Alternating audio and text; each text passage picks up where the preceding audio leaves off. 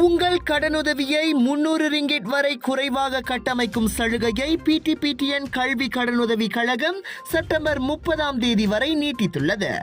நிலுவையில் உள்ள கடனுதவி தொகை திரும்ப செலுத்த ஊக்குவிக்க அந்த சிறப்பு சலுகை உருவாக்கப்பட்டதாக PTPTN தலைவர் நொர்லிசா அப்துல் ரஹீம் தெரிவித்தார்.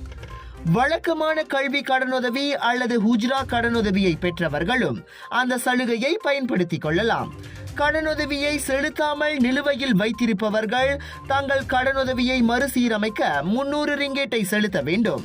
அதன் பின்னர் சம்பள பிடித்தம் வாயிலாக அல்லது வங்கி கணக்கு பிடித்தம் வாயிலாக கடனுதவியை திரும்ப செலுத்த அவர்கள் பதிந்து கொள்ள வேண்டும்.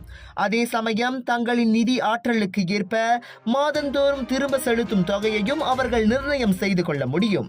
அதனால் தங்கள் PTPTN கல்வி கடனுதவியை மறுசீரமைத்துக் கொள்ள விருப்பம் உள்ளவர்கள் செப்டம்பர் 30ஆம் தேதிக்குள் அருகில் உள்ள அதன் அலுவலகங்களை அணுகலாம்.